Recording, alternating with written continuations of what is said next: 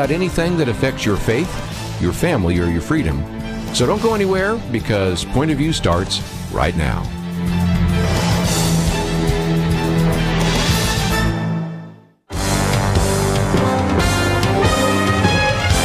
Across America, live, this is Point of View.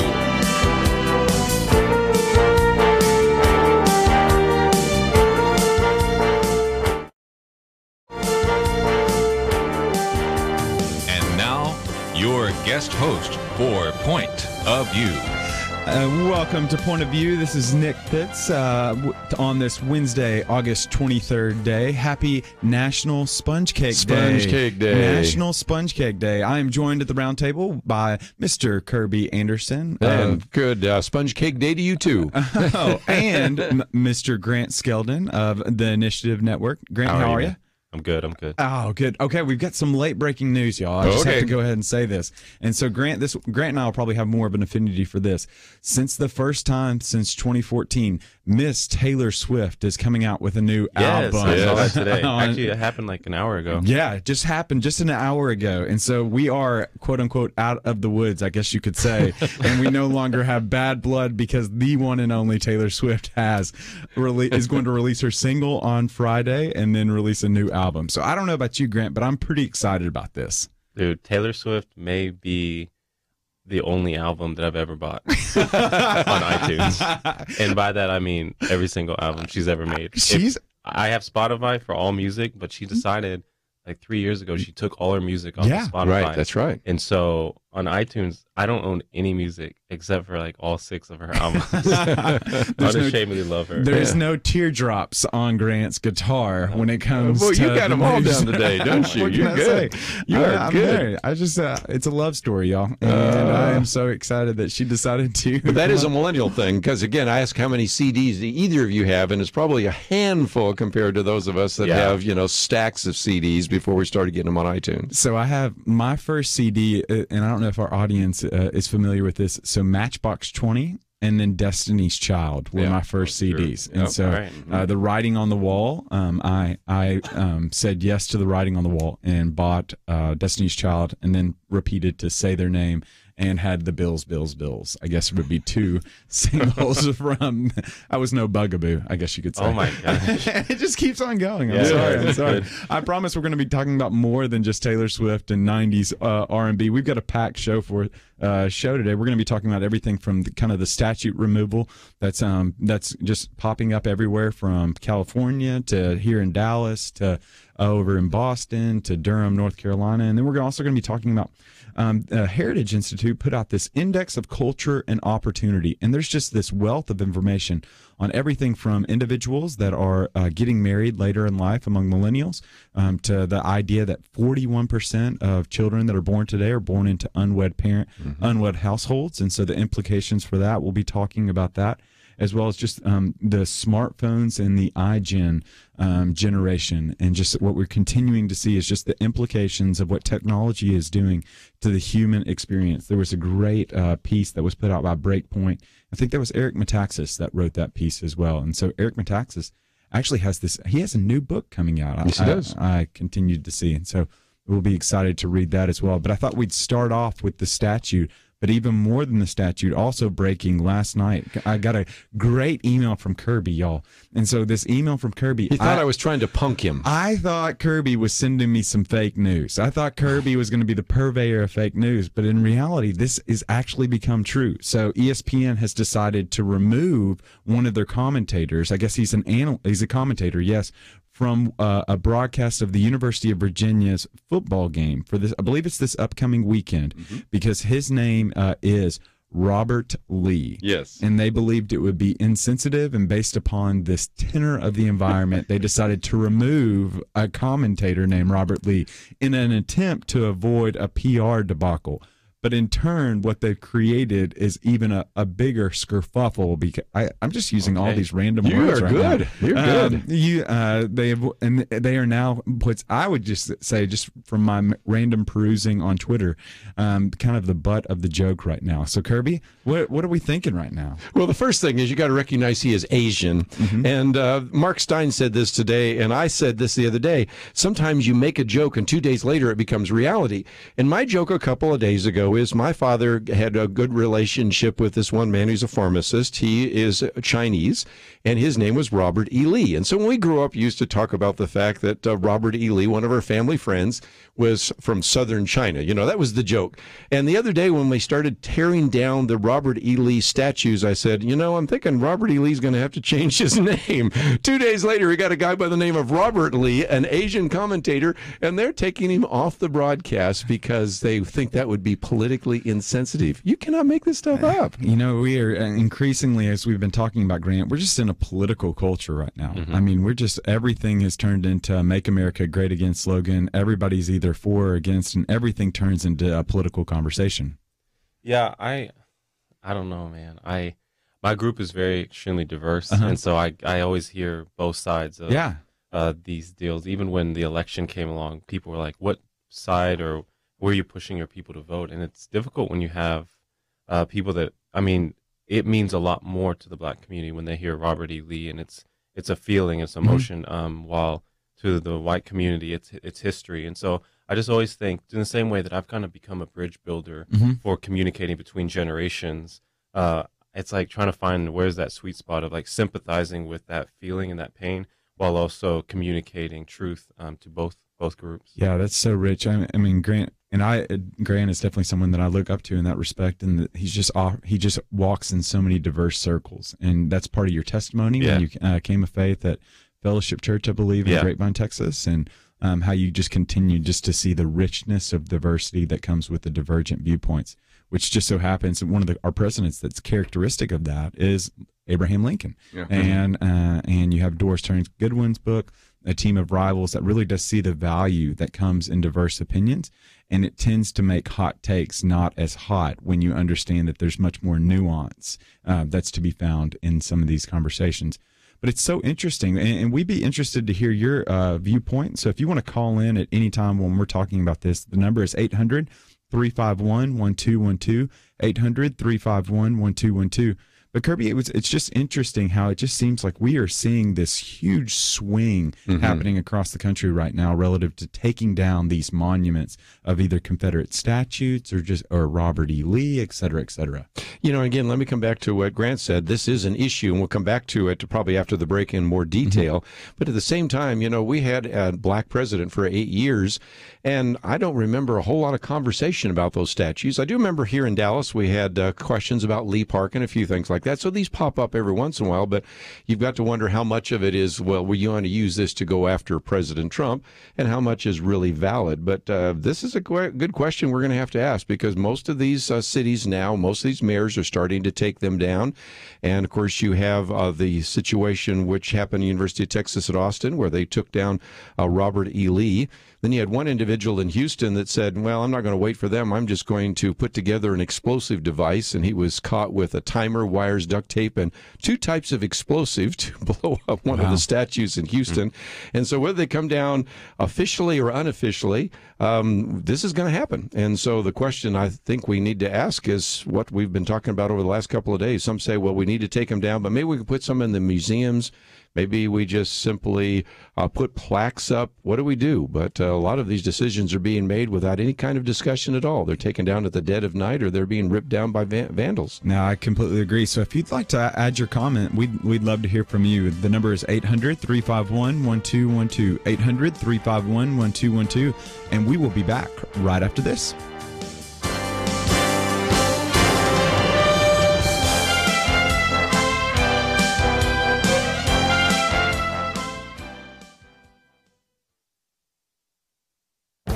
This is Viewpoints with Kerby Anderson. You know, the ongoing debate about school vouchers suffers because both opponents and proponents often do a poor job of explaining what they are and what they would accomplish. First, let's look at what the opponents are saying. Randy Weingarten is the president of the American Federation of Teachers. In a recent speech, she talked about the racist roots of the school choice movement. She even compared Education Secretary Betsy DeVos to Governor George Wallace standing in the schoolhouse door. The comparison is historically inaccurate. A seminal essay by economist Milton Friedman back in 1955 is considered the beginning of the school choice movement. His concern was that government school monopoly prevented innovation by retarding competition. Many of the first state laws allowing school choice were proposed by progressives who wanted to help poor kids get a better education. You could actually turn the illustration around and say that it's the teachers' union is the one that is actually blocking the door of these private schools by preventing school choice. Proponents of school choice haven't done their best in arguing for the policy. In order to gain a hearing, proponents often use the language of fairness to get a hearing. School choice, they say, is about fairness to kids who come from lower income backgrounds. Unfortunately, by focusing on the fairness argument, proponents have abandoned the ideological foundation of school choice and make school choice more like another form of social welfare. The argument by Milton Friedman was that educational success would be achieved by competition. Public education is a monopoly and is less likely to innovate. He argued that parents, regardless of their income level, should be allowed to choose the best education for their children. Schools would be forced to compete for all students, no matter their financial status. Proponents should abandon the fairness argument, but they also need to appeal to voters on the basis of liberty and competition. I'm Kerby Anderson, and that's my point of view. From Sony Pictures, All Saints, the inspiring story of Pastor Michael Spurlock with John Corbett. In theaters August 25th, rated PG, allsaintsmovie.com.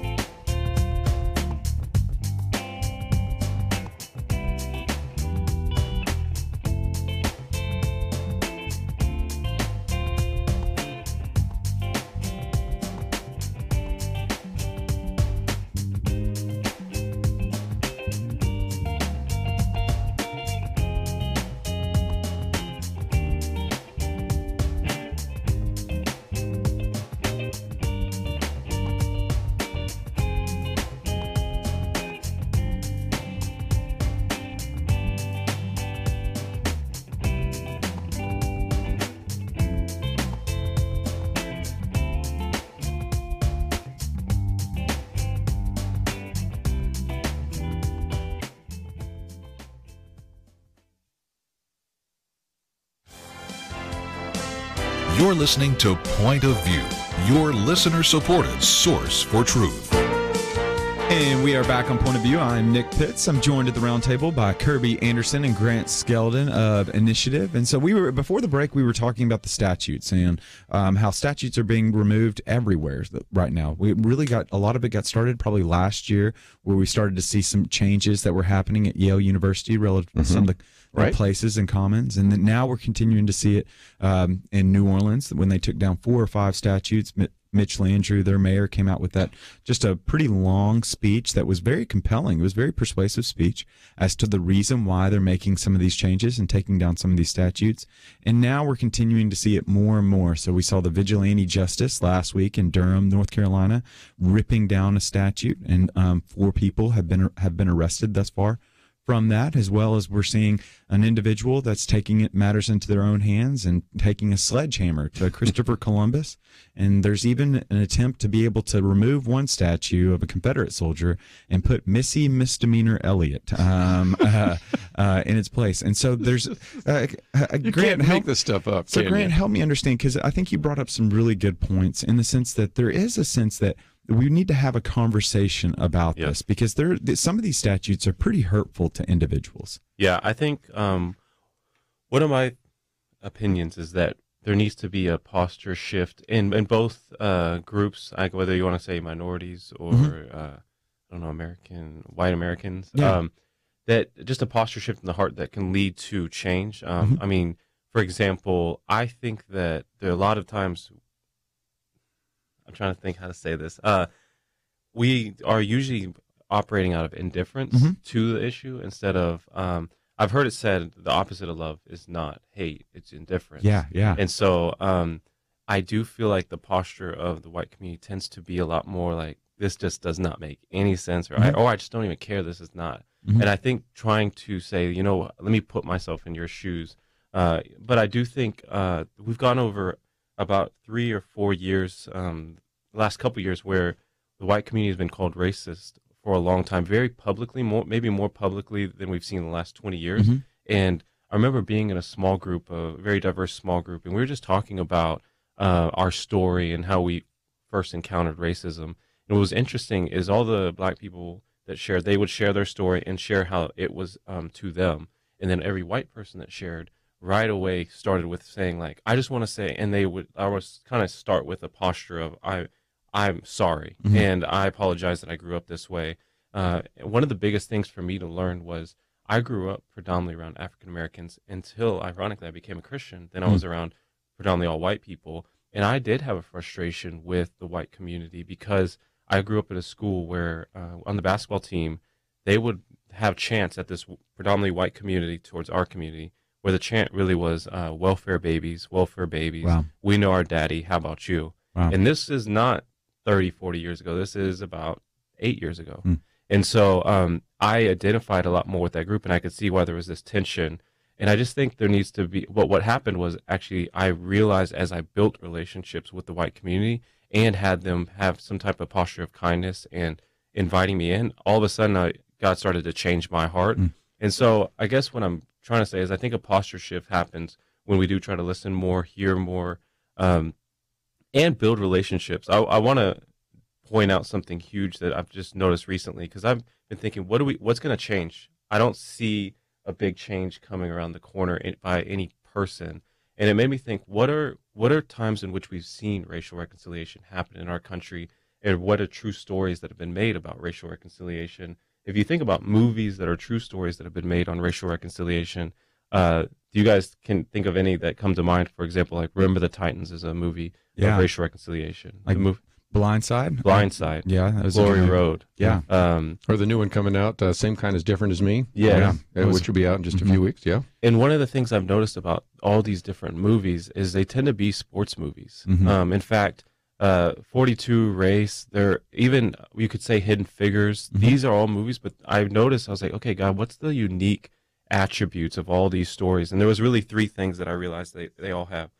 In this, it forced people to be in close proximity, even in Hidden Figures, especially in Remember the Titans. I mean, you see these people have that conversation, but it's not just a panel. Like, it's not just a speech. It is, we're going to a camp and you're going to bunk together. I don't know if that's, how do we do that with America's leaders? I don't know, but how do we get people in close proximity where they are not just at a panel talking about things? They get to see the human side of every person. Yeah, I think about that. I think racial reconciliation can never be the goal. It has to be a result of something. Yeah, so I think about it from a biblical standpoint. I think it's really important for us, not in the church world, to be advancing the kingdom as the goal. And a result of that, when we're advancing the kingdom, is racial reconciliation. Individuals are being drawn together towards wanting to be the hands and feet of Jesus in their community. Yeah. And then if I apply that outside the church, it's for us to recognize I'm a resident of Dallas. And in Dallas, there are multiple ethnicities, and I want to join with my community members and my neighbors to work for the good of Dallas. And then hopefully in turn, intentionally as well, in turn, I want to be reconciled to my neighbors in that as well. But Kerby, I think Grant's bringing up great points. It just seems like we're not talking with one another right now, especially over these statues. We're yelling at one another. There's rallies that are happening, but help us to be able to understand. Well, and again, like you said, in close proximity, I'm all for if we need to tear down these statues, whatever those might be. And I'm not sure I want to take down George Washington or Christopher Columbus, but okay, let's at least start with the obvious ones, the Robert E. Lees, the Jefferson Davises, and people like that.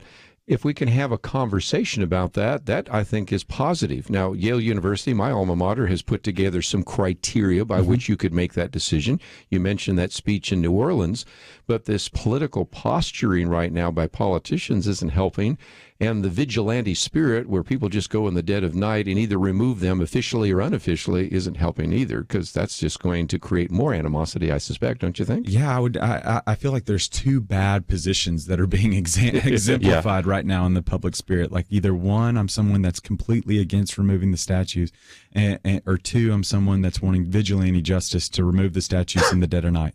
And I'm not a government official doing that. Those are two bad positions I think we're in. Yeah. And it kind of goes back to what James McGregor Burns in his book Leadership says, that the greatest need that our world has today is leaders and individuals that are statesmen, stateswomen that stand up, try to form consensus, that really do try to help individuals to be able to understand both sides of the issue. Well, I think that I completely agree that it can't just be close proximity. One of the things that I noticed in those movies is they're not coming together just to come together. In fact, something brought them together, whether it's building a spaceship to winning a football season. There's always a goal in mind. So I think there needs to be close proximity. There needs to be a shared goal. And I would say overcoming adversity. Those three things I see in all these different stories. Finding Forrester. It doesn't always have to be sports, but there's something like that. But I do think because there is indifference and or not conversation right now, people are going to the extremes. Yeah. And so I agree, like taking down George Washington and some very ironically monumental figures, I don't think, this is my opinion, I think if people were heard a little bit more, they would start to have a little bit more reason. But I found when people aren't heard, like how many times have you ever been so upset at someone and then you go and share it with them and then they come with a posture of, man, you're right. All of a sudden I have this list of like my demands, and if they hear me, all of a sudden I'm like, well, we don't maybe have to do it that way. I'm deflated immediately, and I'm like, okay, let's reason together, like the word says. And so I don't see much of that posture, but I think if there was, we'd get back to like, okay, we can't, because it is a very slippery slope. I think everyone knows that, but because they are not heard, there's so much animosity right now. Yeah, because I think, Grant, you bring up a really good point, because we all recognize, I mean, this is implicit within the human experience. There's certain songs that are sung, there's certain monuments, there's certain places that we go to that are really packed with memories. Like if I go back to Burgess Falls State Park in Cookeville, Tennessee, that place is packed with memories. And if someone were to try to shut that park down, I would be right there. Like I would fight for that park. Like I think about some of my runs that are around Dallas, and there are certain areas that I really do value. I think that's why we see so many arguments within the church, right? Because these are valuable things. Memories. Yeah. And so I just think it's really important for us to think through some of those things about the value that's happening. But we also need to be conversing with one another. So I think that's going to be a really rich opportunity. I think so. We'll open up the phones, I guess, and give some people a chance to express their opinion. But any kind of dialogue is going to be helpful just for people to hear the other side. I've had some African-American callers say, this doesn't bother me, but I still think we need to be sensitive to those who are bothered by that and just have that conversation. I'd love to hear it. Yeah, so I was telling Kerby and Grant off air, like I don't know as much as I'd like to know about Robert E. Lee, and so I decided that I'd take up the gold standard biography of Lee, and so I'm reading right now Doug Freeman's treatment of him, and it's just really refreshing just to be able to see a more fully orbed view of Lee. And so hearing from Freeman in turn makes me want to hear from you as well. So if you have your call, a question, or a comment, we'd love to hear from you at 800-351-1212, and we'll be back right after this. From Affirm Films and Provident Films, who brought you War Room, comes All Saints. New pastor Michael Spurlock, his struggling congregation, and a group of refugees come together, trusting God as they plant seeds for a future that might just save them all. Start a farm, work together, and save the church. All Saints, starring John Corbett. In theaters August 25th. Rated PG. Parental guidance suggested. More information is available at allsaintsmovie.com. Point of View Radio wants to fuel change in our culture, but we need your help to do it. And I use the word need very intentionally. I worked with a well-known radio ministry for 29 years, a program that helped a lot of people. They got saved, they got elected to Congress, it produced a lot of good. But people started thinking that someone else would give, and that program isn't here anymore. Your gift today can make sure that doesn't happen to Point of View. Visit pointofview.net and click the banner Change Happens With You, or call 1-800-347-5151.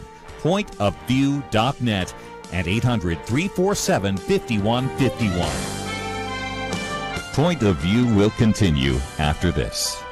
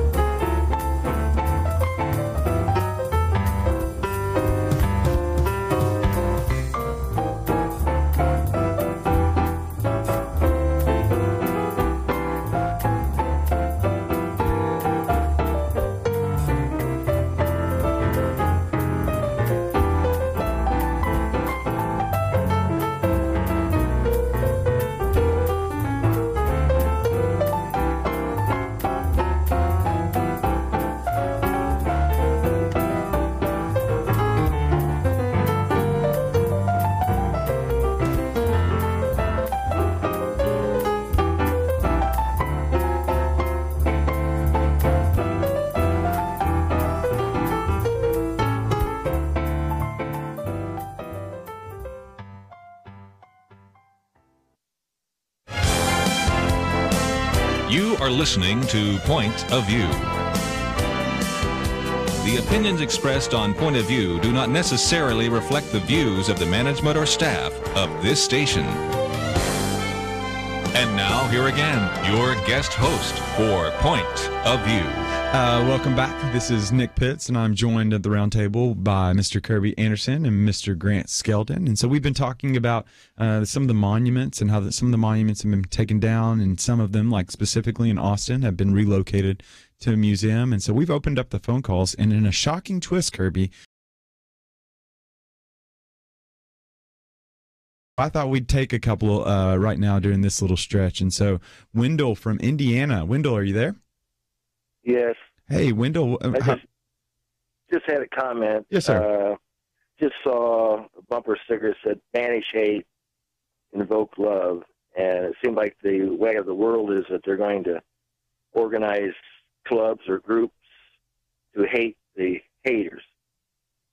And invoking love, it seems like they want to compel people to love. And there's a word that we use in the legal terms for compulsive love, and that's rape. So it just seems like the world has a germ of idea, but their whole methodology is all messed up, because if you're going to form groups to hate the haters, you become a hate group. That's just my comment.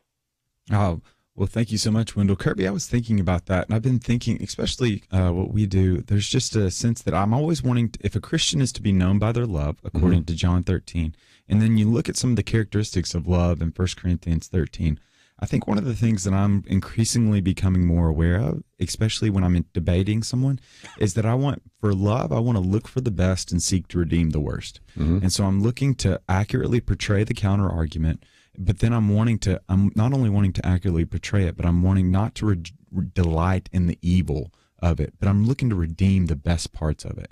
It doesn't necessarily mean when I assume a posture of love that I'm accepting everything, but I'm wanting to look for the best in some of those counterpoints. Yeah, and again, we've used the word civility here. Stephen Carter wrote a whole book about it. We've interviewed him on this program before, and it's really basically the golden rule. I want to treat other people as I'd like to be treated, but love sometimes means speaking the truth in love in a way that sometimes is misperceived, and you're starting to see that people who hate the truth begin to hate the lovers, that are speaking the truth, and so it's interesting how, as he said, if we're going to get together all these groups to hate the haters, what's going to happen next. We've already seen some of those groups, Southern Poverty Law Center and some of the others that have begun labeling even individuals that shouldn't be listed as hate groups with the actual hate groups. So we've got to be thinking biblically about these ideas and trying to be as gracious as we can, and really asking the question, what would Jesus do, right? Yeah. What would be the loving thing in this particular issue?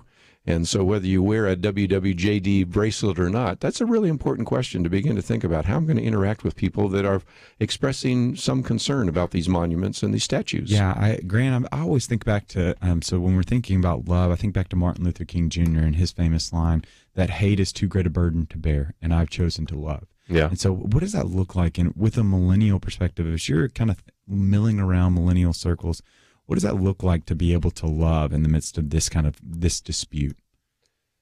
I heard it, and I think it's Abraham Lincoln that said it. He said the best way to destroy my enemy is to make him my friend.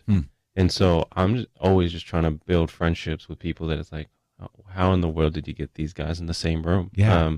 And again, it's not, I think conversation is good, but those conversations of the differences, those will inevitably come up. How can I get them to have fun together and just realize there's a lot more that brings them together than sets them apart? That's so true. I mean, I think about Jesus and his 12 disciples, right? What would it look like for Jews and Gentiles to be together? What would it look like for a tax collector to be with fishermen that were getting extorted out of their money? Like, I just think they didn't all agree on everything, but they agreed on the main thing. Think about the fact that we've all probably been on a foreign mission trip before to another country. I know I keep bringing up this idea of shared goals, overcoming adversity in very close proximity. I mean, all these themes within these movies of racial reconciliation, and it made me think, where do we see that in the church today? Where do we have shared goals, overcoming adversity in close proximity? Because the reality is, we may try to be a unified church, but the 2 minutes before the sermon where they say, hey, shake hands with your neighbor, it doesn't really make us love each other. Maybe like each other a little bit more, maybe be aware, but how do we build that kind of love within the church? Because if you're just constantly listening to one guy speak, that's not how I fell in love with probably your wife, or like, not that I love your wife, but how you fell in love with your wife. That's just not how relationships are formed. And so small groups, accountability, one-on-one, discipleship, all that, right? But foreign mission trips got those in the sense that we go to another country. It's like we leave our country to go to some other country, And every time I find this, whether it's going to Israel or whatever, you come back best friends with those people That's very true. that you went on the trip with. And that is not even in the goal at all. It's not like, okay, how do we make them close friends? That's not in the pre-planning, but it's inevitably going to happen. And so I think retreats and trips, it's like, how do we get people that at the heart of hearts, they care about the greater thing of like, how do we come together because we want the good for the kingdom? And they just happen to be from very different backgrounds and races. And I've seen people come together. It just doesn't make sense, and only the Spirit can really make that happen. That's good. That's good. You know, you did talk about this idea of bringing people together. You mentioned Doris Kearns. Maybe we should make that an assignment for everybody to read The Political Genius of Abraham Lincoln, The Team of Rivals, because that is a very powerful book. And if you saw even the Steven Spielberg Lincoln, you got a sense about how much more diversity there was. You know, we talk about diversity all the time, but where do we see that kind of diversity in the political realm anymore? I don't. Yeah, we're not seeing diversity in the political realm. I mean, even I would challenge listeners to be able to, the places that they go on their daily routines, is there diversity in those places? So is there a diversity in the grocery store that you go to, Starbucks, laundromat, gym, your church that you go to? Or have we really become a very segmented society, which would be very interesting. And so, speaking of interesting, Andrea from North Carolina, are you there? Oh, yeah. Can you hear me? Yes, ma'am. I can hear you. How are you? Hey, well, I've got to be on. I'm not a millennial, but I know some millennials, and it looks to me like, and I know Kerby has a lot to say about it, but social media is not helping the profiling issue. Labeling is all. We called it labeling back in the 70s, the 60s. Kerby understands all of that and handles politics beautifully, but it's just that the profiling is worse now because of social media, because people aren't talking to one another. Now the devices are talking and people are not talking. I mean, and I know that you represent the millennial generation, and you're a Christian, and all I can say is that in order to get conversations going, profiling is just you can't do it. You just can't do it. Yeah. Saved or not saved, you can't do it. Put down your phone. You can't profile. You can't start talking to people. Be face to face, right? Yeah. Good point. I agree. I agree with you. You know, Andrea, like the increasing utilization of social media, I think is just changing us specifically. So there's just some research that's out there. I'll kind of give you a scope and scale. So relative to social media usage, you've got the average adult generation will spend 6 hours and 29 minutes per week on social media. But millennials will spend 6 hours and 19 minutes on social media per week, which is just a significant amount. You've got Instagram, which is kind of the picture-based social media. And if you're above the age of 25, you're spending 24 minutes on Instagram every day. If you're below the age of 25, you're spending 32 minutes of your day on Instagram. We are increasingly becoming more seeing each other through our social media accounts, and often that's the best part of you. But what's not being said is the algorithm component. You're only seeing a part of what you want to see on some of these social media. Like, so on Instagram, I'm only seeing the stuff which I like, which I don't want to brag, Grant, but I'm a generous liker, a sporadic poster on Instagram. And then on Facebook, you're only seeing articles that really do almost build up your confirmation bias. And so it's just very interesting what's happening on social media. Yeah, but I think you said something I really liked is about how you can receive things or you kind of redeem things. And I've heard it's like you can choose to receive some things, you can choose to redeem some things, and then some things you just need to reject. There's like no redeemable qualities.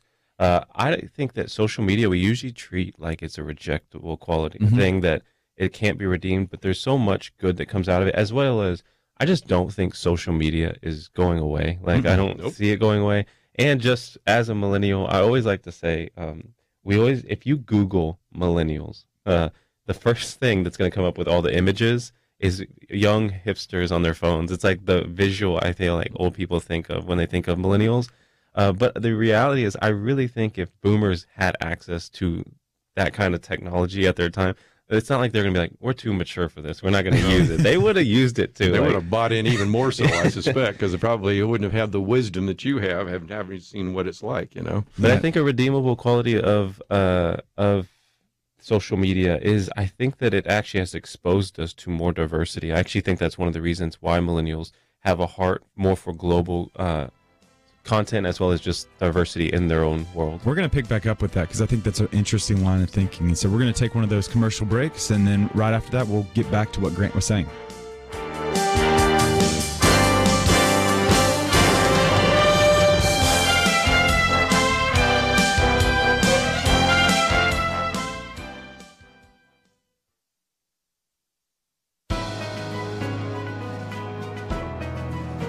Welcome to the First Liberty Briefing. I'm Jeremy Dice. Jewish members of the Orthodox faith cannot push or carry objects outside their home during the Sabbath. However, for 2 millennia throughout the entire world, their religious tradition has expanded their home area with the creation of an eruv, but not in New Jersey. In the borough of Tenafly, Orthodox residents asked the city for permission to attach small black strips called lekis to the telephone poles in order to set the eruv boundaries. These strips are nearly identical to ordinary ground wires and certainly less noticeable from the holiday displays, signs pointing out directions to local churches, or even house numbers the city permitted on the poles on a case-by-case basis. But the city would not allow the eruvs. As a result, the Orthodox community was homebound. Mothers couldn't push their babies in strollers to the synagogue. They couldn't even carry their prayer books to the synagogue. Without court intervention, the city's action would effectively prevent the Orthodox community from practicing their faith entirely. Thankfully, the United States Court of Appeals for the Third Circuit realized this grave First Amendment violation. It concluded that, quote, the government cannot discriminate between religiously motivated conduct and comparable secularly motivated conduct in a manner that devalues religious reasons for acting, unquote. Singling out the religious conduct of one group not only prevents the free exercise of that faith group, it damages everyone's religious liberty.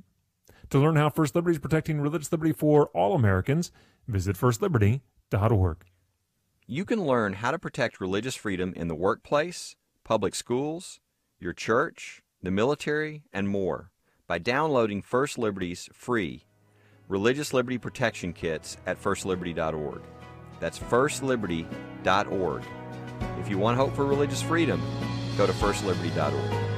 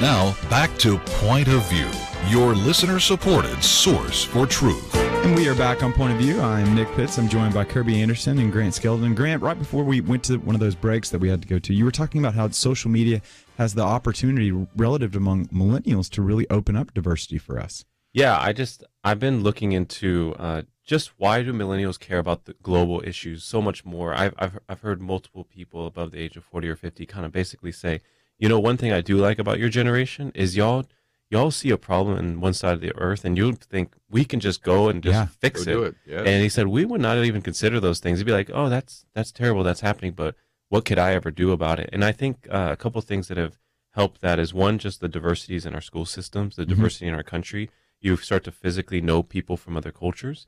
Even here in Dallas with how many refugees come here, we have access. Like if we're supposed to reach the nations are starting to come to America.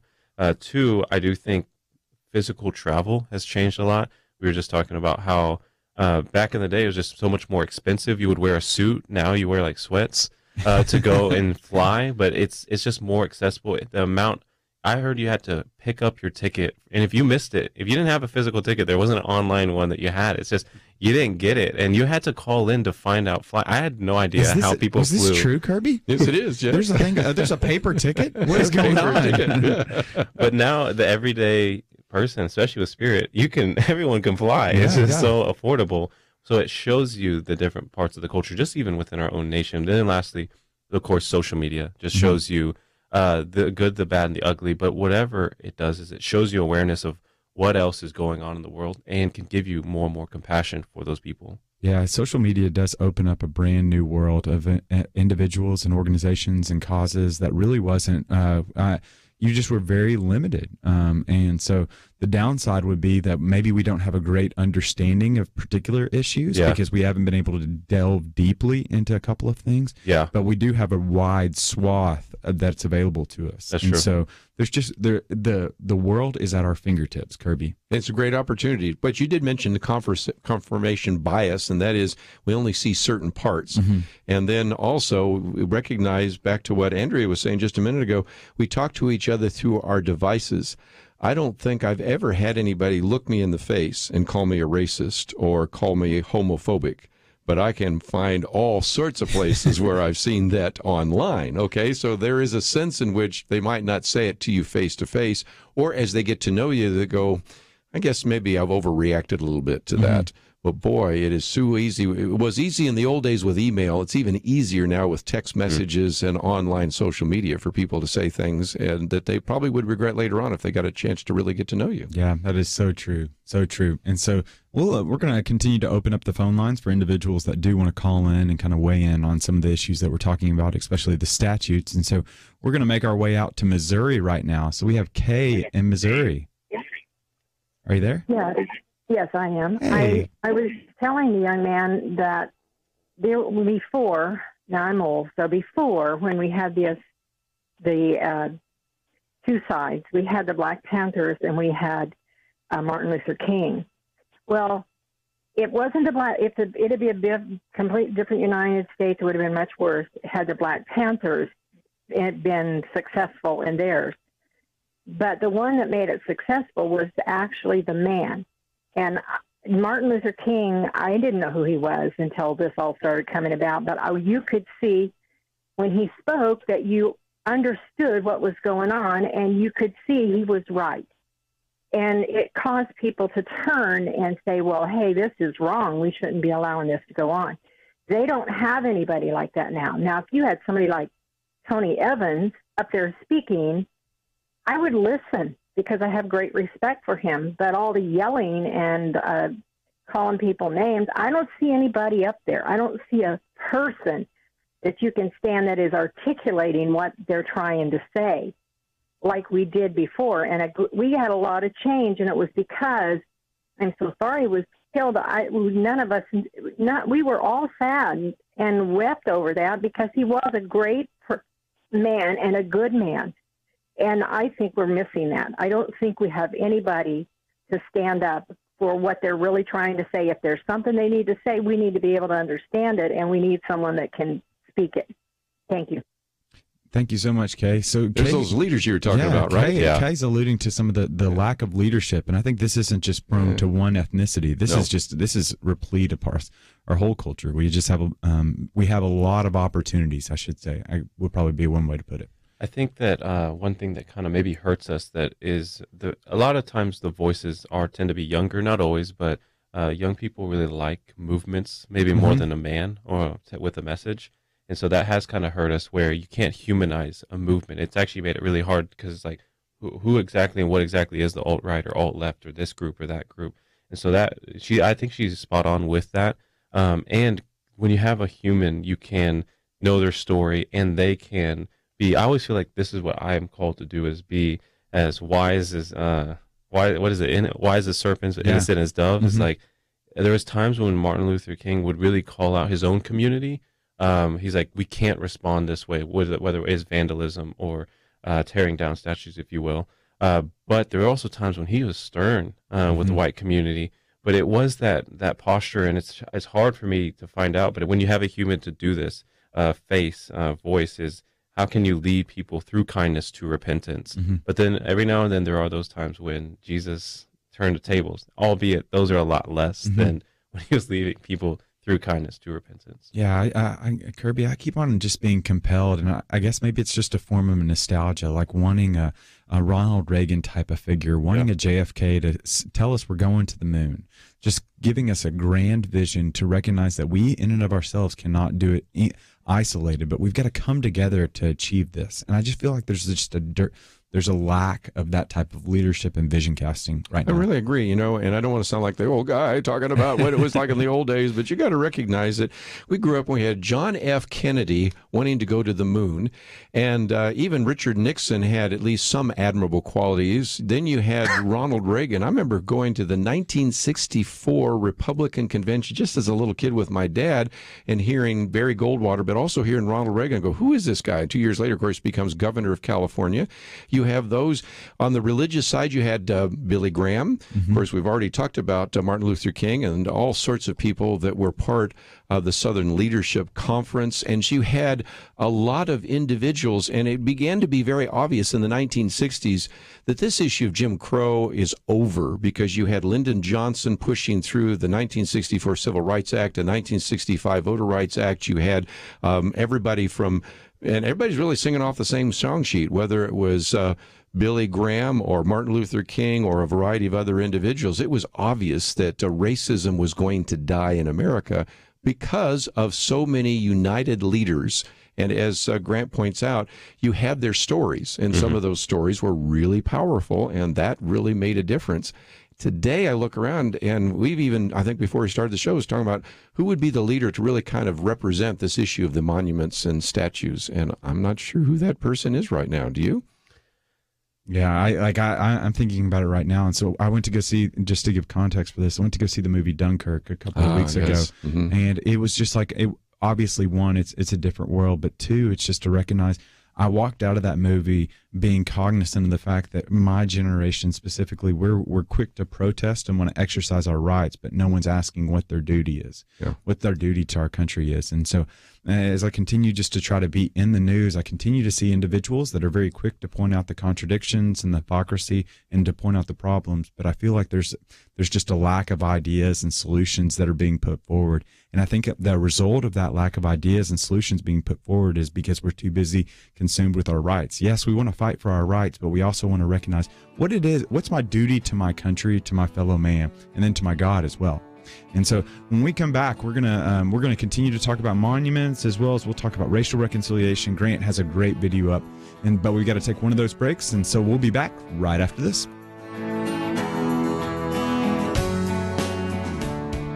At dinner recently, I was struck by the couple in front of me. They were allegedly spending a night out together, but the only time they communicated in a half hour was one time when the man showed what was on his phone to the woman, and then back to their own screens. We live in a digital generation. Point of View is reaching this often overly plugged-in generation with truth. You'll find us online with your phone, your tablet, your laptop. Search for the Point of View Radio Talk Show on Facebook, where you can keep up with today's issues. You can also follow our new YouTube video series, Uncensored. Stay informed. Follow us on Twitter at Point of View RTS. That stands for Point of View Radio Talk Show. Again, at Point of View RTS. We'd love you to retweet us, to share our Facebook posts, but please don't do it when you're out with your family or someone you love. We can wait. We're online 24 hours a day. Learn, interact, share. The Point of View Radio Talk Show. Point of View will continue after this.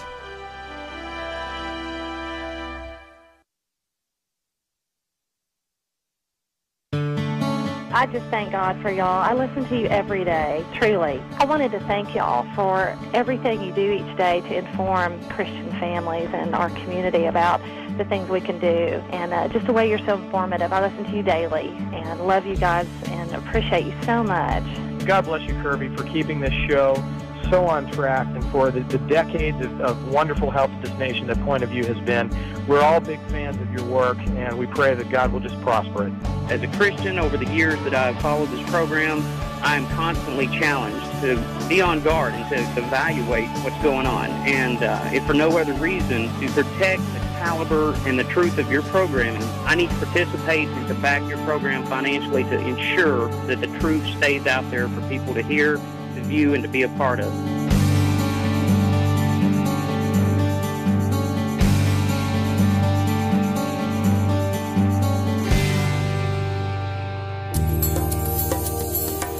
This is Point of View Radio.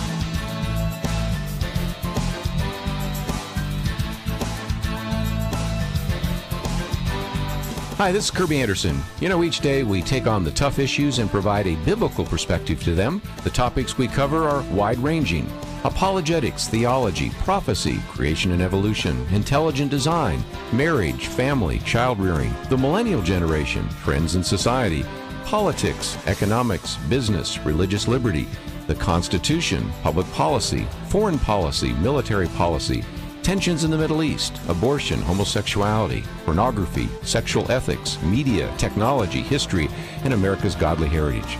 We talk about anything that affects your faith, your family, or your freedom. So don't go anywhere, because Point of View continues right now.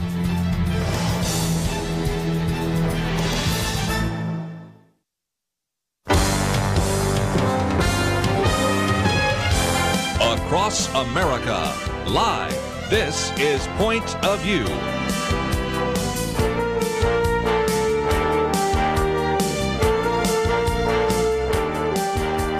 And now, your guest host for Point of View.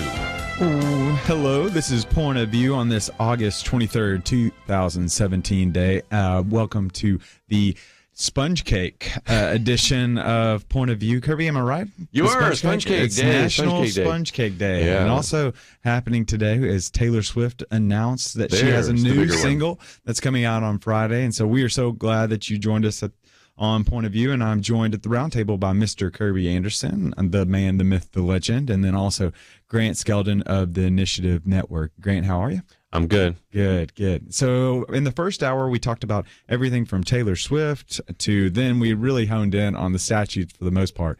And so coming up in the second hour, we're going to continue to talk about the statutes as well as some of the smartphones and what they're doing to the human experience, and then also racial reconciliation with that.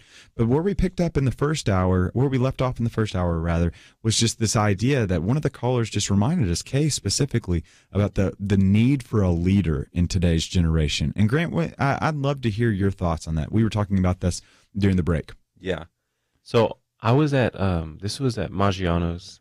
There was some like nice dinner, and George Barna was there, which, growing up as a Christian, you hear Barna all the time. I was like, oh, and I knew he was a real man, but I was like, this is the Barna, Mr. Barna. And he shared this statistic, and I was like, wow, man, this is, I think, a statistic that really is causing young adults to not connect with the church, is he said that 91% of pastors are very confident the Word of God speaks into every relevant issue in the last election, but only 9% of pastors actually speak on those issues in the pulpit.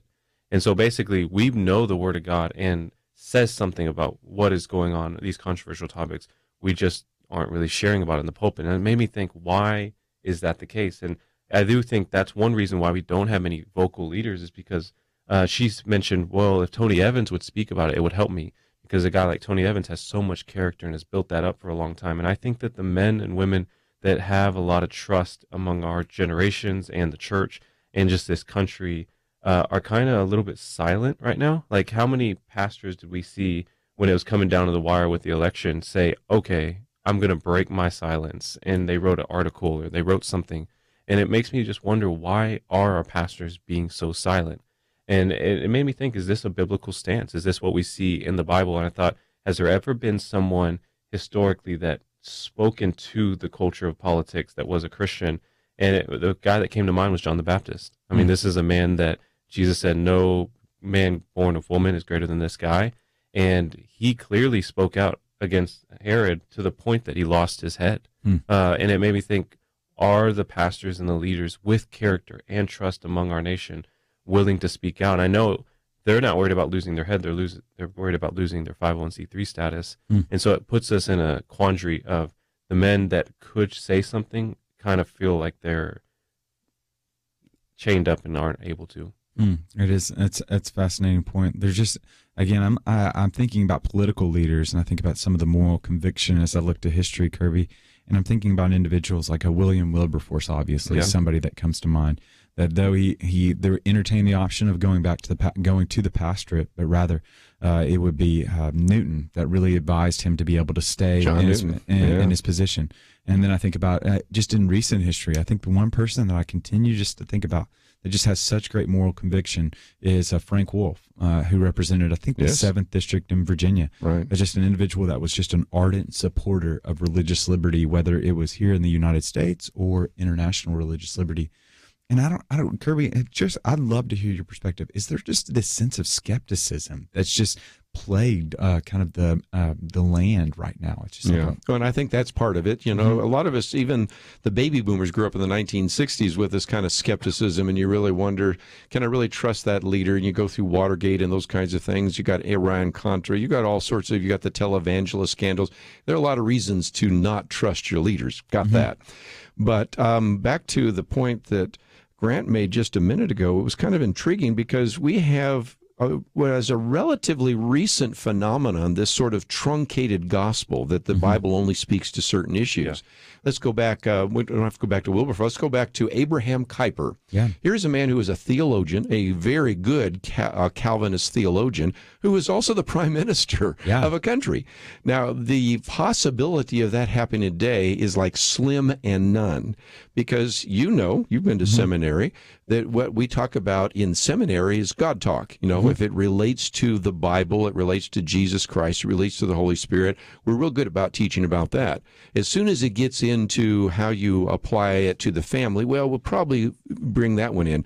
But if you even dare start applying those biblical principles to business or politics or labor unions or anything else, that's really controversial. And so part of it is the fear of losing your 501c3, but I think the other is we just are not teaching the whole counsel of God. And that statistic that we talked about with George Barna last time he was on the program, where a high percentage of people in the churches want their pastors to address those issues, and the pastors acknowledge that the Bible speaks to those issues, but have they ever spoken on it? Well, maybe on abortion, maybe same-sex marriage, but you get down to like single digits when it's what does the Bible have to say about, say, the environment or racial issues or a variety of other issues. And so, of course, then people come away saying, well, I guess I'll just have my opinions on those because my pastor's never preached on those issues. Yeah, and I think the format of church doesn't help create dialogue around these issues either, because I'm always trying to go to the past to learn how to reach the future, and I think of the Acts Christians, and these guys are getting put on sticks and put on fire. They're getting persecuted. They're getting just killed for their faith. And I think to myself, man, I have a hard time believing that when they go to church, when all this tension is happening outside the walls of the church, they're coming together and like, guys, I know all of y'all are getting killed and murdered and taken from your homes, but we are still doing our marriage series right now, so we can't talk about those issues. And we're talking about our parenting series next month. It's like, no, we need to have a dialogue. Like, we need to do a forum now. And I think we have such a rule on how church has to look. And I consult a lot of diverse churches, from Episcopal church to what would be considered sometimes prosperity gospel churches to Calvinist churches. I work with a lot of different churches, different races. And the interesting thing is there's always the ones that are leading the charge on what this denomination is the creative church or this denomination. But by and large, all churches look the same to me. It looks like about 5 minutes of announcements, 5 minutes of giving, and then about 20 minutes of music, and then 10 to 50 minutes, depending on your denomination, of speaking, and then the last announcement. That's really, by and large, you might change the time, you might change a little bit of what happens, but that's what it looks like. And I have a hard time thinking Acts, because I can't find that in the Bible, like that's the way church has to look. I really believe there was a lot more dialogue to educate and reason together of this is how we need to respond as believers, but there's not a place for that right now. Yeah, I mean, Grant, there's something interesting. I keep on going back to Mark when I was listening to you. There's just a sense of urgency within the church, right? Because the persecution was just they were intimately acquainted with the forces that were against them. Hence the reason why Jesus would say that that you will have difficulty in this world, but take heart, I have overcome the world, in John 16:33. Yeah. It's why Paul would say, indeed, all who desire to live a godly life will be persecuted, in 2 Timothy 3:12. That's why Peter would tell his people in 1 Peter 4 that don't be surprised by the fiery trial that comes among you, right? There's just this sense of urgency that was created with it. And so we're gonna take one of those breaks, and then when we come back, we're going to pick up with this conversation, as well as figure out what the church response can potentially be. And we'll be back after this.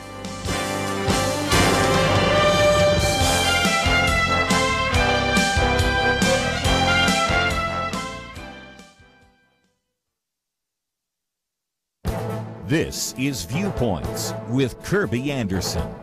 You know, the ongoing debate about school vouchers suffers because both opponents and proponents often do a poor job of explaining what they are and what they would accomplish. First, let's look at what the opponents are saying. Randy Weingarten is the president of the American Federation of Teachers. In a recent speech, she talked about the racist roots of the school choice movement. She even compared Education Secretary Betsy DeVos to Governor George Wallace standing in the schoolhouse door. The comparison is historically inaccurate.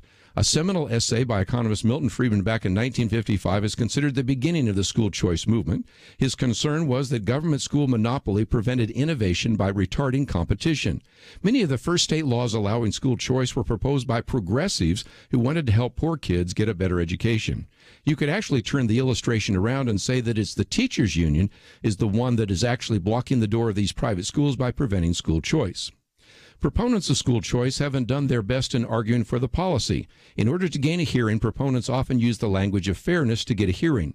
School choice, they say, is about fairness to kids who come from lower income backgrounds. Unfortunately, by focusing on the fairness argument, proponents have abandoned the ideological foundation of school choice and make school choice more like another form of social welfare. The argument by Milton Friedman was that educational success would be achieved by competition. Public education is a monopoly and is less likely to innovate. He argued that parents, regardless of their income level, should be allowed to choose the best education for their children. Schools would be forced to compete for all students, no matter their financial status. Proponents should abandon the fairness argument, but they also need to appeal to voters on the basis of liberty and competition. I'm Kerby Anderson, and that's my point of view.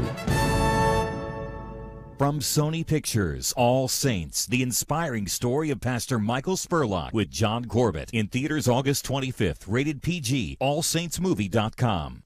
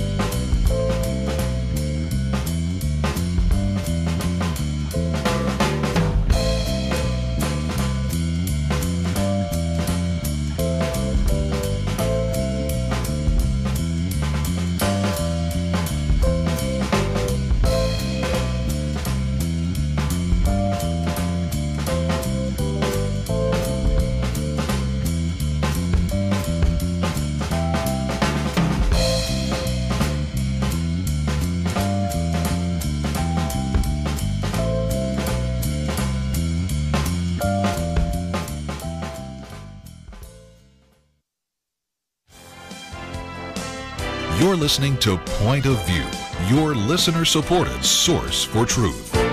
And we are back on Point of View, and I'm Nick Pitts. I'm joined by Kerby Anderson and Grant Skeldon. And so we were talking about just this sense of there's just this there was an urgency within the early church, and there was an urgency, and that was iterated all throughout the biblical narrative by the incoming persecution that was happening. But then that in turn created these leaders would sprout up and try to initiate some of these changes that were happening. And so I just am very interested. Is there a sense of urgency within the church relative to maybe the statues or maybe the racial reconciliation component? Do you sense that urgency that's in the church right now, Grant? Yeah, I do think that it's there. And I think that churches will respond and they'll make like a mention of it, but it's not a dialogue. And even I do think if it went down to conversations that were had in the small group, a lot of times these leaders are not trained leaders with the official stance of our church and all that kind of stuff.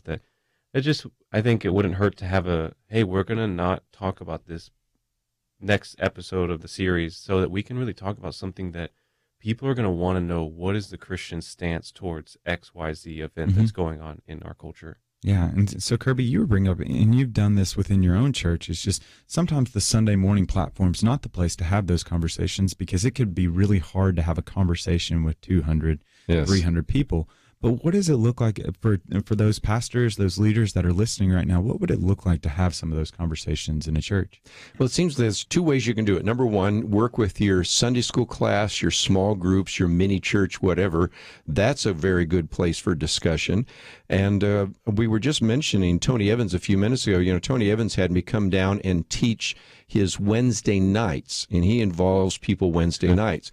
Well, here's how Tony does it, and he put me on the spot, and that is anybody could ask me any question for a half an hour before I did the teaching.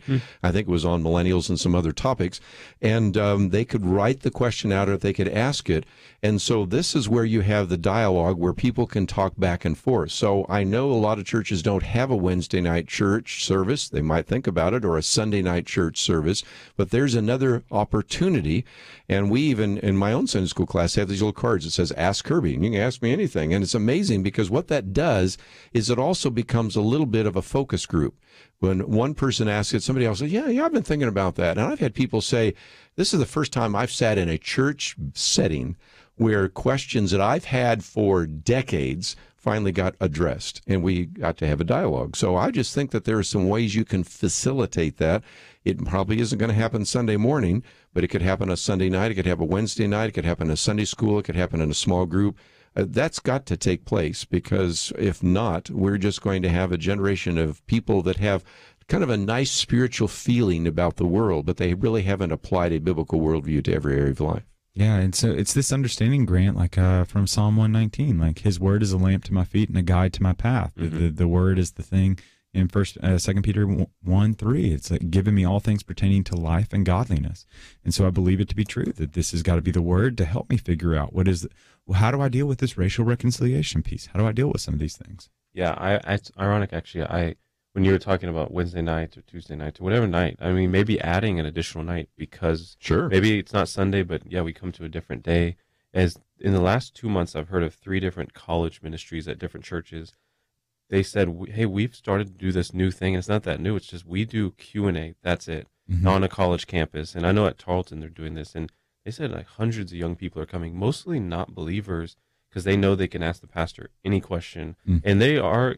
He said at the beginning they're a little bit on the offensive, but then they start like really respecting you because you're willing to answer and talk about almost any topic. And so I think this generation, I just think Christians in general are hungry to have dialogue around this.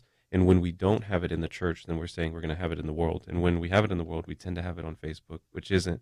I have never been converted to another person's opinion through Twitter, especially, and not Facebook. I get a little bit more awareness, but it's just not the place where you can have tone, compassion. It's just, if we're arguing over online, it's probably not going to win someone over. Yeah, I tried to make Peeps available all year online, and nobody was converted to that. And so, but then again, that's just my own proclivity and my affinity for Peeps. But we would love to hear your point of view, and we'd love to hear your questions that you might have, just in the spirit of questions, whether it be on millennials or whether it be on kind of statutes or kind of racial reconciliation piece that we've been talking about recently. And you can call in at 800-351-1212, 800-351-1212. And we're going to take one of those phone calls right now. We've got Tony from Georgia right now. Tony, are you there?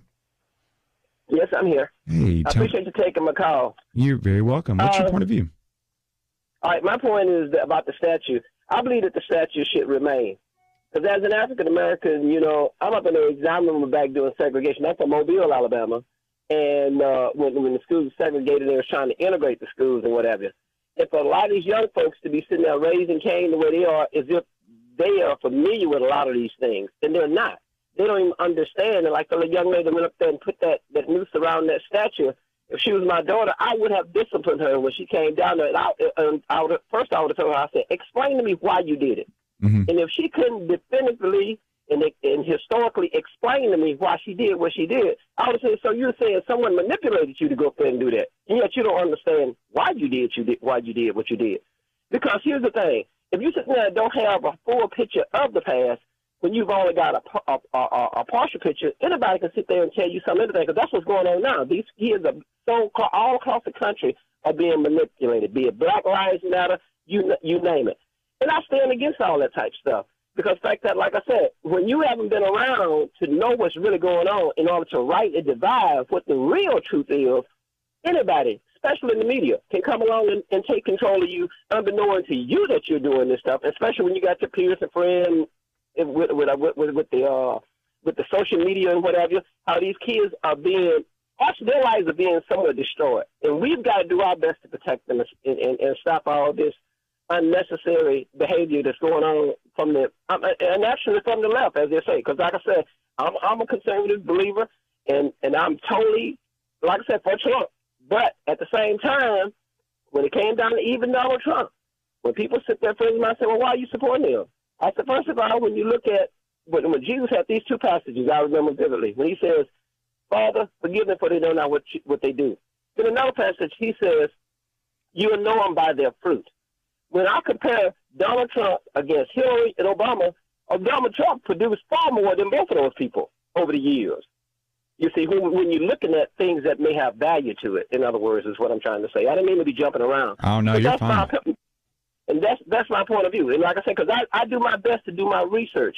And because, like I said, I looked at it like this. God popped me upside the head one time and said, remember now, I created everybody. He didn't make Kerby the color. He made Kerby the color that he made him. He made Tony the color he made him. He made you the color that he wanted him to be.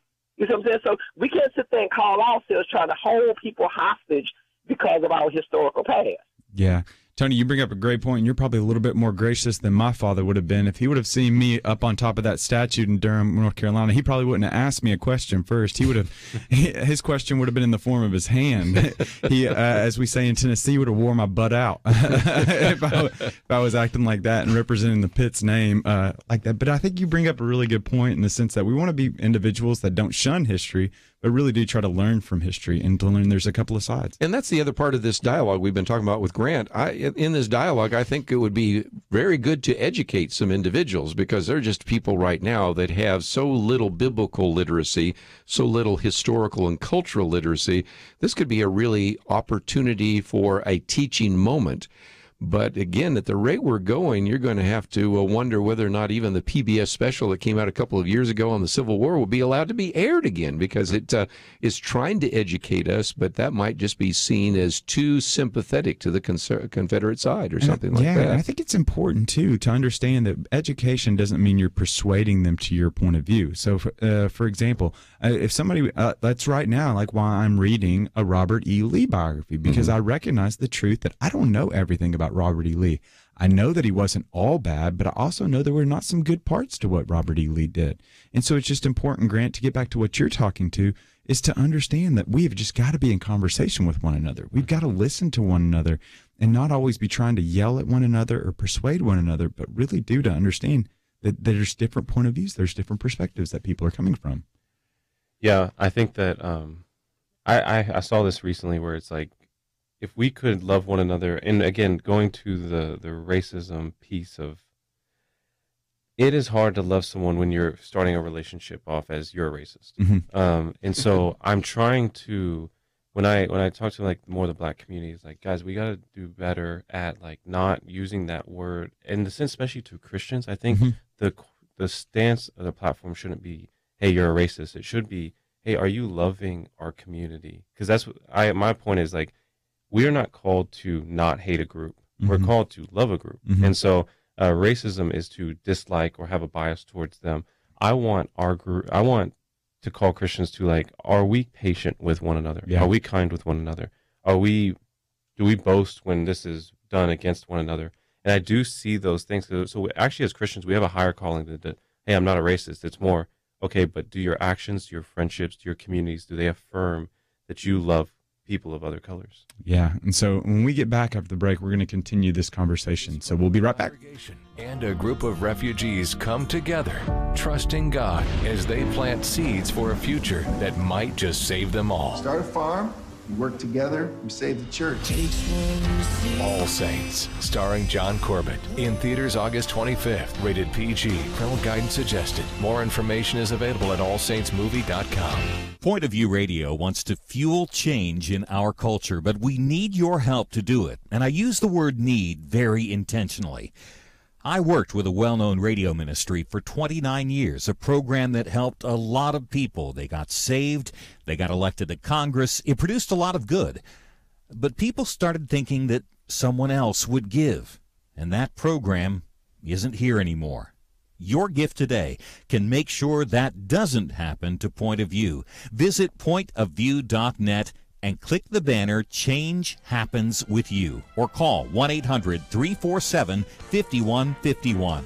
Pointofview.net and 800-347-5151. Point of View will continue after this.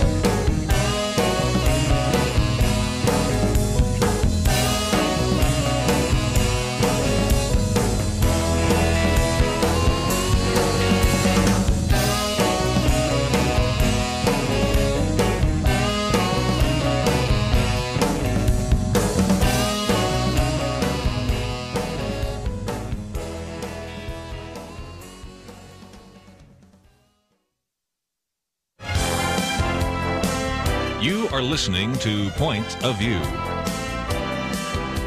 The opinions expressed on Point of View do not necessarily reflect the views of the management or staff of this station. And now, here again, your guest host for Point of View. And we are back on Point of View, and I am Nick Pitts. I'm joined at the round table by Mr. Kerby Anderson as well as Mr. Grant Skeldon. And so, guys, we've been talking about racial reconciliation. We've been talking about the role of the church and society today. I thought we'd take a brief little respite and just celebrate the fact that today's the 10th anniversary for the Twitter hashtag. So it's been 10 years since the first Twitter hashtag was unleashed. What was it? Okay, so I think it was something along the lines of like hashtag work or something. It was a Google executive that put it out there before Rihanna told us to work. Yeah. And so I thought we would do something just within my own. The hashtag that I appreciated the best was this hashtag that was probably about a year ago. It said hashtag 7 first jobs. And so what were your 7 first jobs? So now we're not going to go 7 because that might go a little bit longer. So we're just going to go around the round table. And Kerby, we're going to start with you. Tell me your first 3 jobs that you had. Well, those are pretty simple. I worked in a machine shop, and that was eye-opening to work with all the machines and all those kinds of things. Then for a couple of years, I actually worked for PG&E, so I was laying a pipeline and digging ditches. I was a ditch digger, as they always like to say. Right. And then by the time I got to graduate school, I was a janitor at the Yale Bowl, and that was the time when not only I was cleaning up after the Yale football team, but that's when the New York Giants stadium was being built, so the New York Giants were there as well. So those were the first 3 jobs, which all were manual labor, which is one of the reasons why I learned how to program computers, because my next job was programming computers, because I said, these are all really tough jobs. Right up there with you actually having to use your weed eater to take down all the grass. I heard the story here. So, Grant, what you got? My first job was at my favorite clothing store at 16 years old, Marshall's. Oh, watch out! Watch out! Were you a stalker? Did you fold clothes? Were you a cashier? What in the men's section, of course, and shoes. Oh, okay. Watch out! So you're kind of like Al Bundy. Yeah. I was in clothing for a while. I worked at Rue 21, the clothing store. Man. They do sell men's clothes. Okay. And then I worked for a nonprofit called Communities in Schools as like a mentor coordinator. Okay. He was inside, but you and I were working outside some of those, right? So I, growing up in Tennessee, like I was 16 years old. I guess I was 15 years old because, I was 16 years old. It was that summer of my junior year. I had to go work for the Clarksville, Montgomery County school system. And so I would mow grass. And by mow grass, I mean, they would give me a little Makita weed eater, and they'd say there was a hill, and they would be like, the lawnmower, the tractor can't do that hill, so you will. And so I would spend blistering summers just putting that weed eater up against my leg and burning my leg as I just went back and forth with that weed eater. Did that for a couple of years, and then also transitioned and worked at a contracting company where I feel bad for the contracting company because that was when MySpace first came out. And so I was reading MySpace blogs most of the day. And so I considered it doing research. So that's really was the forerunner to my PhD, is doing research on MySpace, and then got paid to be Student Government Association president in college. So, but those were my first 3 jobs, and hashtag celebration of the hashtag for 10 years in. And so, I remember Hugh Hewitt on radio one time was saying, you got to get on Twitter because that's the way we can communicate offline. And he was explaining the hashtags and everything, and it sounded like it was Chinese. But then very quickly thereafter, all of us began to use Twitter, and radio stations and radio programs began to use Twitter and Facebook. And of course, we take it for granted today. But I remember when I first heard Hugh Hewitt suggesting about 10 years ago that we take on this thing called Twitter and use some of these hashtags, and it made no sense to me at the time. I think this social media thing is going to catch on. I think it's going to catch on. I think it has a future. I think it's going to catch on. So speaking of catching on, we're going to keep on and take some phone calls. And so we're going to go out to Paul in Kentucky. Paul, are you there? Yeah, I'm here. How you all doing this evening, brother? Doing well, Paul. Paul, whereabouts in Kentucky are you? I'm located in Jackson, Kentucky, a little hill-hick town, but a lot of Christian churches and born-again believers and trusting in the Lord. But very nice. A little small town, but on a radio station. But what really gets me when I first come to Christ, I read my Word of God, and Paul told the brother not to be ignorant. There's so many people that's ignorant of the Word of God when it comes to slavery. And I was just in a revival. Joseph was a slave, but he wasn't only a slave to Pharaoh, who was a typical thing of Satan, but he was a slave to God, and we're slaves to Christ. We're supposed to be sold out. Yeah, they want to go back to slave. Let them go back to the God of the Bible. Paul told Ominous to go ahead and obey his master, but they've been set free. They ought to be thankful. And, you can have someone that's over you, but it don't make you, when they say to do something to sin, you don't have to sin. You got to be obeyed to God there. Yeah. And I think a lot of Christian believers are, ignorant of that. In politics, I would talk to people. They says, well, one thing my dad taught me, you don't argue politics and religion. Well, my Savior Jesus died for politics, the Pharisees and the scribes, which is our government today.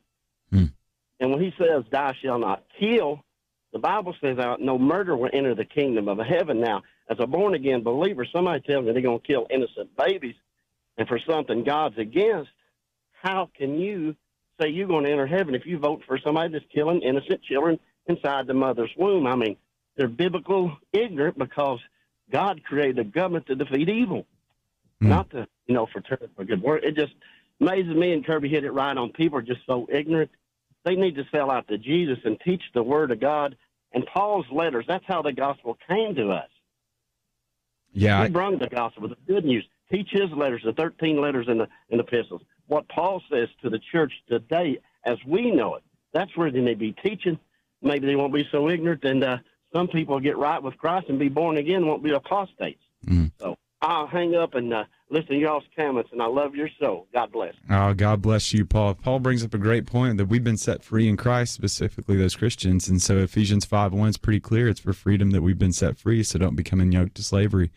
And probably the most vicious taskmaster is the one that we're so quickly to assume underneath him, which is ourselves. Like, we are our own worst enemy, according to James 4:1. What are the source of quarrels and conflicts among you? Are they not your own desires? And so it's really this opportunity, Grant, for us to be able to exercise our freedom, not necessarily just to be free, but also to be able to bless others and to love others in that freedom. One of the things that I've been saying, or just thinking about a lot, that we get the freedom to, because kind of tying it back to the freedom we have and the freedom and diversity, is just thinking about the question, when do we spend eternity with Christ? When do we get that freedom? And I used to, for a good while, think that we spend eternity with Christ when we die and go to heaven, of course. But actually, as believers, we spend eternity with Christ the day we give our life to Christ. Like, we had an eternal path, but now we have an eternal path, not to condemnation or the lack of presence of God, but now in the presence of God. And what's cool about that for us as Christians, and why I think we should have this posture of like, let's come together, is we actually have family members that are of other different colors, races, and backgrounds today, because Christ has made us brothers and sisters and family today. One of the things I've been saying a lot is, if you spend most of your time predominantly with people that look like you, then heaven is going to be a pretty big shocker, because you're going to meet all these people that like brothers and sisters in Christ, and you could have spent time with them while you're on earth, because we have been made one in Christ today. Yeah, Sister Sledge was right. We are family. We are family. Yeah, there's you're going to sing it for us. I think you use this radio show to show the plethora of music you've grown up listening to in your life. So true. And speaking of no, I'm just kidding. That reminded me of this song. And we'll keep on answering some phone calls. We've got Maurice from Kentucky that's got his point of view. Maurice, are you there? Yes, I'm here. How are you doing? Oh, doing well, Maurice. Whereabouts in Kentucky are you from? Are you? I'm just passing through right now. Okay. I just happened to get onto your radio show. Oh, good deal. What's your point of view? My point of view, I don't think that the statue should remain. Because of our past in this country. I wanted to pose a question to you. Do you ever think that chattel slavery was real? Oh, of course. Yeah, I don't know who's going to answer that one, but sure, of course it was. All right. And on that note, today, August 23rd, is the anniversary of St. Dominica, which is Haiti, which they fought to try to end slavery in their country, and they did so from the French. Okay? And having said that, going back to our current situation right now, I'm going to relate it like this. If you're a woman and you have gotten raped by someone, and that person that raped you has a statue, plaque, or anything erected in their honor just because they've done something, would you still revere that person? Is that woman not going to grieve, not feel hurt that her rights were not justified? Well, in the black community, or Moors community, black is a color, we should stop using that.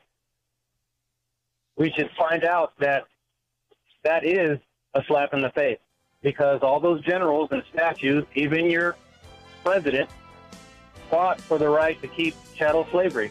Yeah. Well, Maurice, thank you so much for your phone call, and we're going to have to take one of those breaks, and we'll be back right after this.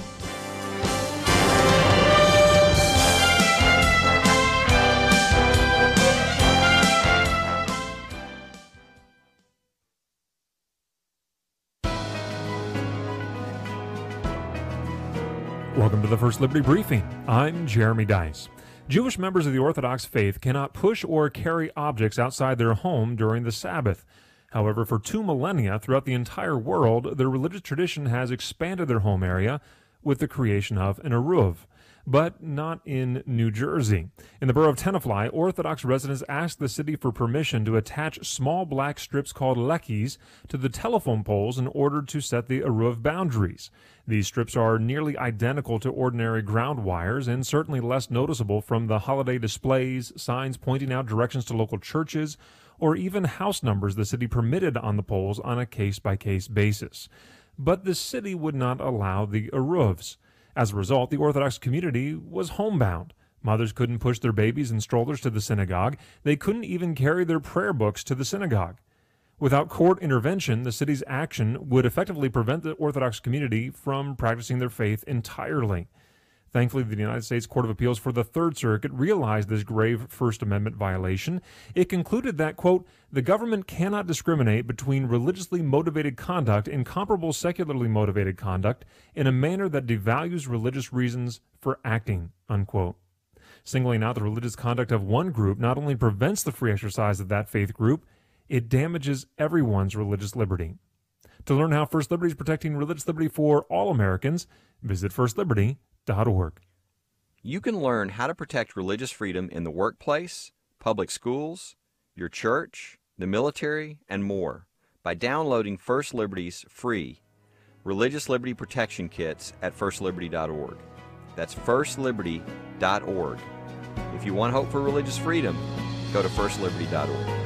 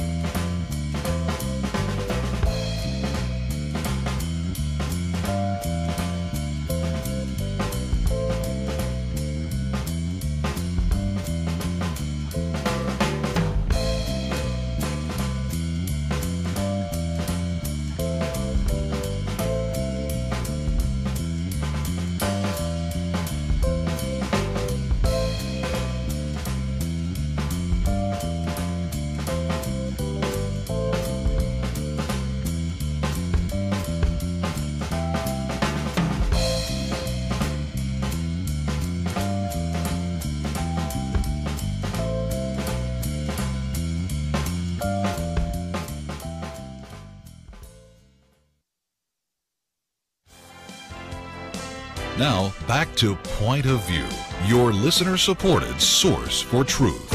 And we are back on Point of View, and I'm joined at the round table by Mr. Kerby Anderson and Grant Skeldon. And so we've been talking about statues, and we just had a phone call from Maurice that was arguing that we should take them down. And so now we're going to transition over to Tony. Tony, who is in California. Tony, are you there? Yes, I am. Hi, how are you, Tony?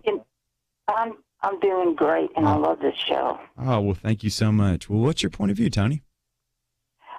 In most of these issues, God is Ephesians 2:10, for we are his workmanship, each one of us, created in Christ Jesus, unto good works which God hath before ordained that we should walk in. And my point is that God has written a story for us. Jesus is the author of our faith. And much of what Satan is doing is diverting us into fighting each other instead of just hanging on to Jesus and doing the good works that day that he has preordained for us to walk in. Satan is keeping us diverted in fighting each other instead of edifying the saints for the kingdom's work. And Ephesians 6:18 says, praying in the Spirit for all of the saints, all of the saints. Now, the people that we fight with, have we prayed for them? Have we prayed that they would be plugged into God's story for them for that day? That's great. That's a great question. Tony, you bring up a great question. And Grant, which if you go to our website, pointofview.net, you will see a video that was posted by Grant Skeldon. He spoke on racial reconciliation, and he brings up a really great point in that video about how the enemy isn't going to it can't defeat us, but it can divide us. Yeah. Yeah, I think as we get older in our faith, I love the question that you brought up, are we praying for our enemies? I think as we mature in our faith, I don't know if y'all have gotten to this point. I talk pretty candidly with God where I'm like, God, I actually am onto you. I know why you have us pray for our enemies. It's not because you want us to actually change their heart as much as you want to change our heart. Because once I start actually trying to put myself in the shoes of the person that is my enemy, and I consider their background and their needs and their pain, and where's that pain coming from? Why are they so mean towards me? All of a sudden, I start caring about this person, and I've seen this like unexplainable, other than the Holy Spirit, to give this type of patience, grace. It's like those defining words for love comes over me, and all of a sudden, I have more grace for them than someone that's actually my friend. I've seen that happen to our enemies. So going back to that quote of one of the best ways to destroy your enemy is to make them your friend. And I think to just start by praying for them. And I do think God changes both of our hearts because he changes our posture towards that group. That's great, Kerby. It's almost like the idea of praying for people too. We had Greg Laurie sitting in this chair just a couple of weeks ago, and of course he has this new film coming out about Stephen McQueen, and the argument he makes is nobody's outside of the prayers that we can have for them. No one's outside of the gospel. And he said on this program, well, have you ever thought about praying for Bill Maher or Lady Gaga or, whatever, you picked out the issue or the person or a particular artist or a enemy, if you will, that you might want to pray for. And I really appreciate Tony reminding us, because we should pray for our enemies. We should pray that God would soften their hearts. And even in this whole debate, this conflict right now over statutes and monuments and the issue of racial reconciliation, discrimination, the alt-right and Antifa and all the different conflict. I just pray that maybe indeed God's will would be done and that we might be able to build some bridges, because right now a lot of people building barriers, aren't they? Yeah, and more than anything, I'm reminded of J.C. Ryle's little quote. He says that prayer will consume sin, or sin will choke out prayer. And it's that sense that praying is really that kind of that. It's more than an antibody. It's a weapon that we might be able to utilize according to Ephesians 6, and to be able to petition the Father, to be able to do battle against the status quo.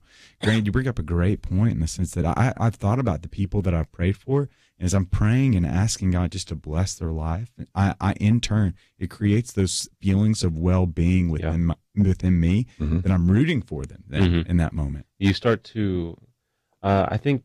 It's funny, I got asked today, how much do you feel like social media impacts your generation, in specifically you, Grant? And I said, when I was younger, I'm 27 now, a couple years ago, I would go on social media and I'd see what people were doing, and I'd start to kind of make them an enemy, quote unquote, in my heart, because I was envying them or comparing myself to them. And then all of a sudden I started just praying like, God, they're on the same team. They're Christians, I'm Christians. They get to do more than I get to do. That's great. I shouldn't compare myself. And so I think I moved from a spirit of comparison to celebration, where I could celebrate. Hey, when they win, it doesn't mean I lose. When they win, it means God wins, and I'm on his team. We're all on the same team. And so, again, just prayer changes the posture of your heart so much. Talk about for just a minute at the Initiative Network, what you're doing to try to build that, because people, as they watch this video, will get a sense that you were, I think it was in Memphis, Tennessee at the time, but are there some things that you can help facilitate in other churches or Christian organizations? Yeah. We've started to do a lot of workshops to try to create unity, mostly around generations, but definitely as the country's in this turmoil around race, this is something I do have a heart for, as well as the young adults in our group are very racially diverse. One thing that I actually like to do is just get young people together and hear their opinion on things that the church is doing, and not just things that are problems, but actually asking them, what would you guys do differently if you were in charge? You guys would be shocked, and I bet, Nick, you get this a little bit when you speak on behalf of millennials at different places, as I'll speak to about, let's say 50 to sometimes 1,000 people over the age of 40. And there's always a handful of millennials in the front. And I know they're there to see, okay, who's this Mexican, South African guy that's going to represent the most diverse generation ever, which I feel like, man, what a calling and what a responsibility. And they're checking to see, like, what is he going to say?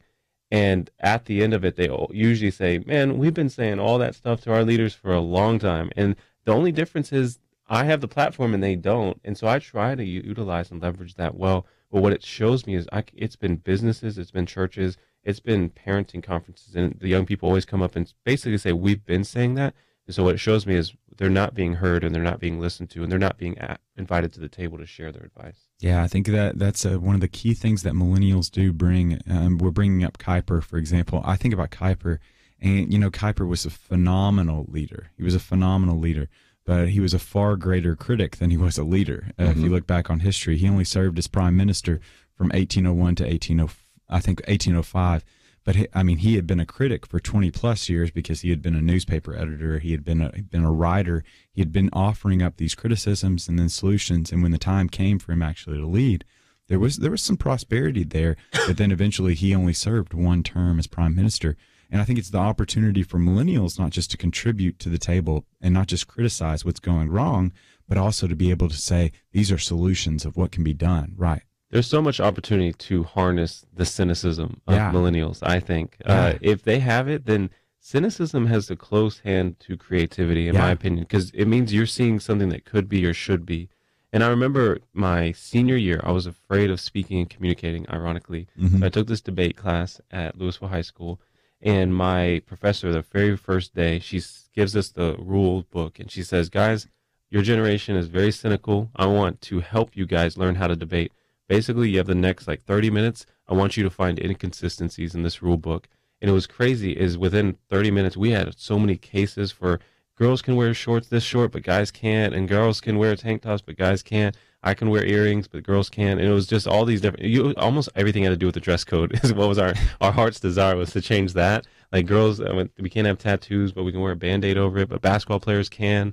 On the game day, what is this? It doesn't make sense. And we made good points. And what it showed me was, man, she just empowered us to use our creativity and our cynicism. And I wonder how many churches can, and I do this, I get them together and say, young adults have great ideas to help your church. Some of them are ridiculous and they would hurt people's feelings and they cost too much, but some of it doesn't at all. And that's great. Why we are so thankful that Kerby Anderson gives up his chair once a week for guys like me. Nick, you've done a good job, as always. As always, thank you all so much for listening in, and be sure to tune in tomorrow to Point of View, same time, same place, and we'll see you then.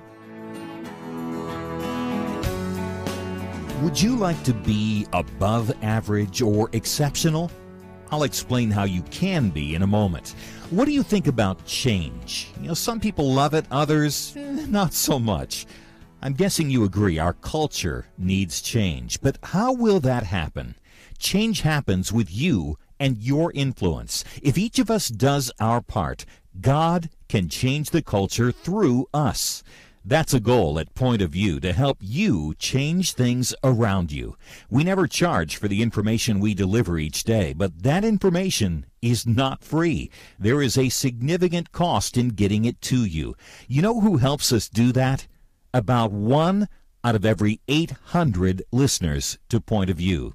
So you can be above average. You can be exceptional by visiting pointofview.net and clicking the banner Change Happens with You, or by calling 1-800-347-5151. Thank you for being exceptional by supporting Point of View. Pointofview.net and 800-347-5151. Point of View is produced by Point of View Ministries.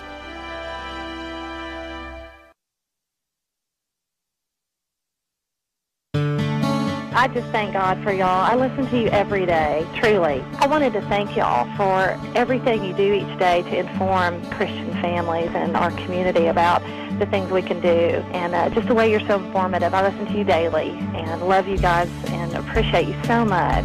God bless you, Kerby, for keeping this show so on track and for the decades of wonderful help to this nation that Point of View has been. We're all big fans of your work, and we pray that God will just prosper it. As a Christian, over the years that I've followed this program, I am constantly challenged to be on guard and to evaluate what's going on. And if for no other reason, to protect the caliber and the truth of your programming, I need to participate and to back your program financially to ensure that the truth stays out there for people to hear to view and to be a part of.